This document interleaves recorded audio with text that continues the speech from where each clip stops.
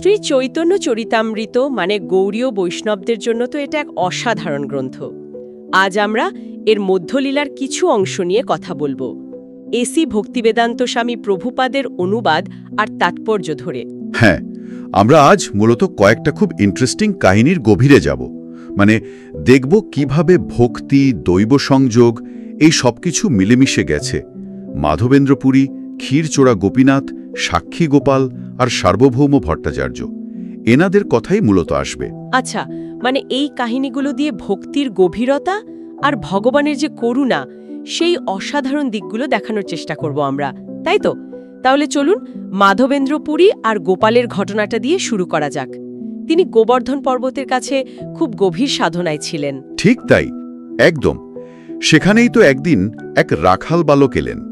আসলে তিনি স্বয়ং শ্রীকৃষ্ণ এক পাত্র দুধ দিয়ে গেলেন। মানে এ এক অলৌকিক ব্যাপার। পরে আবার গোপাল স্বপ্নে দেখা দিলেন মাধবেন্দ্রপুরীকে, জানালেন যে মুসলমান আক্রমণের একটা ভয় ছিল তখন। ওহ আচ্ছা। তো পূজারী তাকে একটা ঝোপের মধ্যে লুকিয়ে রেখে পালিয়ে যান। সেই থেকে তিনি ওখানেই। গোপাল তখন মাধবেন্দ্রপুরীকে বললেন তাকে উদ্ধার করতে, পাহাড়ের ওপর স্থাপন করে, যাতে তার নিত্য পূজা, সেবা এইসবের ব্যবস্থা হয়। আর মাধবেন্দ্রপুরী তো তখন গ্রামবাসীদের ডাকলেন, সাহায্য নিলেন, সেই ভারী পাথরের বিগ্রহ পাহাড়ের ওপরে তুললেন। তারপর তো বিরাট অন্নকূট উৎসব হলো, তাই না? পাহাড় প্রমাণ ভোগ রান্না হয়েছিল শুনেছি। হ্যাঁ, আর সবচেয়ে আশ্চর্যের ব্যাপার কি হলো জানেন? গোপাল তো স্বপ্নে বলেছিলেন তিনি বহুদিন অভুক্ত, তো তিনি নিবেদিত সমস্ত খাবার গ্রহণ করলেন, কিন্তু তারপরেও তার স্পর্শে সব পাত্র আবার আগের মতো ভরে উঠল। সত্যি? এ তো অবিশ্বাস্য। এটাই ভগবানের অচিন্ত শক্তি। আমাদের সাধারণ বুদ্ধি দিয়ে এটা বোঝা সম্ভব না। ভগবদ্গীতার সেই পত্রং পুষ্পং ফলং তোয়াং শ্লোকের কথা মনে পড়ে যায়, তাই না? ভক্তি ভরে যা দেওয়া হয় তিনি তা নেন, কিন্তু কিভাবে নেন সেটা অচিন্ত। জাগতিক যুক্তি দিয়ে এটা মাপা যায় না। বাহ, এই অচিন্ত শক্তিরই আরেকটা প্রকাশ কি আমরা রেমুনার গোপীনাথ মন্দিরের ঘটনায় দেখব? ওই যে ক্ষীরচোড়া গোপীনাথের কাহিনী। একদম, ওটাও খুব মজার কাহিনী। মাধবেন্দ্রপুরীর মনে একবার ইচ্ছা হয়েছিল গোপীনাথকে দেওয়া বিশেষ ক্ষীর একটু চেখে দেখার, কিন্তু তিনি ভাবলেন এটা ঠিক না, নিজের ইচ্ছাটা দমন করলেন। কিন্তু ভগবান তো ভক্তের মনের কথা জানতে পারেন। হ্যাঁ। গোপীনাথ নিজেই তখন পূজারীর জন্য রাখা ক্ষীরের পাত্র থেকে একটা লুকিয়ে রাখলেন। রাতে আবার পূজারীকে স্বপ্নে বললেন সেটা খুঁজে মাধবেন্দ্রপুরীকে দিতে। এই ঘটনার পর থেকেই মন্দিরের নাম হয়ে গেল ক্ষীরচোড়া গোপীনাথ। তার মানে ভগবান ভক্তের জন্য চুরিও করতে পারেন? হ্যাঁ, কিন্তু এটাকে জাগতিক চুরি ভাবলে ভুল হবে। এটা আসলে ভক্তের প্রতি তার যে কি গভীর স্নেহ, কি করুণা, তারই প্রকাশ। এটা সম্পূর্ণ অপ্রাকৃত একটা লীলা। বোঝা গেল। আচ্ছা, এরপর তাহলে সাক্ষী গোপালের কথায় আসি। বিদ্যানগরের দুই ব্রাহ্মণের গল্প এটা, তাই তো? একজন বয়স্ক আর একজন যুবক। হ্যাঁ, তীর্থ করতে গিয়ে যুবক ব্রাহ্মণ সেই বয়স্ক মানুষটির খুব সেবা করেছিলেন। তো বৃদ্ধ খুব খুশি হয়ে বৃন্দাবনে গোপাল বিগ্রহের সামনে দাঁড়িয়ে কথা দিলেন যে দেশে ফিরে ওই যুবকের সাথেই নিজের মেয়ের বিয়ে দেবেন। কিন্তু ফিরে এসে সমস্যা হলো। সমস্যা হলো। সামাজিক মর্যাদা, জাতপাতের ব্যাপার, পরিবার, আত্মীয় স্বজন সবাই বাধা দিতে শুরু করল। বিশেষ করে ওর এক ছেলে ছিল বেশ যুক্তিবাদী। সে বাবাকে প্রতিজ্ঞা ভাঙতে বলল। কিন্তু যুবকটি তো ছাড়বেন না। তিনি বললেন গোপাল নিজে সাক্ষী ছিলেন, গোপাল যদি এসে সাক্ষ্য দেন তবেই বিয়ে হবে। এ তো দারুণ চ্যালেঞ্জিং শর্ত। খুবই কঠিন শর্ত। গ্রামের লোকেরাও এটা মেনে নিল। তখন যুবক ব্রাহ্মণ খুব প্রার্থনা করতে লাগলেন গোপালের কাছে। আর কি আশ্চর্য, গোপাল রাজি হলেন। হেঁটে যাবেন বিদ্যানগর পর্যন্ত। শর্ত একটাই, যুবক পিছনে তাকাতে পারবে না। তারপর সে কি তাকালো পিছনে? হ্যাঁ, গ্রামের কাছাকাছি এসে আর কৌতূহল চাপতে পারল না। যেই তাকিয়েছে পিছনে, গোপাল সেখানেই দাঁড়িয়ে পড়লেন, আর নড়লেন না। পরে অবশ্য তিনি সভায় সাক্ষ্য দিয়েছিলেন, বিয়েটাও হয়েছিল, আর তিনি ওখানেই থেকে গেলেন সাক্ষী গোপাল নামে। অবিশ্বাস্য।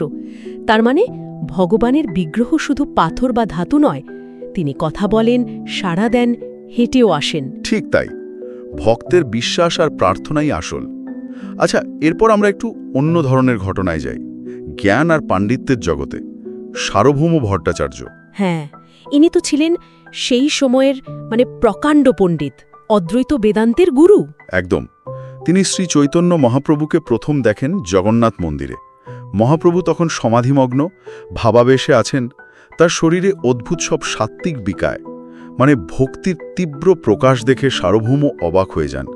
তিনি ভাবলেন এই সন্ন্যাসীকে বেদান্ত শেখানো দরকার। মহাপ্রভুকে তিনি নিজের কাছে নিয়ে গেলেন। তারপর মহাপ্রভু 7 দিন ধরে চুপ করে শুনেছিলেন শুধু। 7 দিন চুপচাপ শুনেছেন। তারপর সার্বভৌম যখন জিজ্ঞেস করলেন, তখন মহাপ্রভু বললেন যে তিনি সূত্রগুলো বোঝেন, কিন্তু শঙ্করাচার্যের যে ব্যাখ্যা, মানে নিরাকার নির্বিশেষ ব্রহ্মের কথা, সেটা তার ঠিক পছন্দ নয়। মহাপ্রভুর মতে ওই ব্যাখ্যা সূত্রের আসল মানে সাকার ভগবানের অর্থকে ঢেকে দেয়।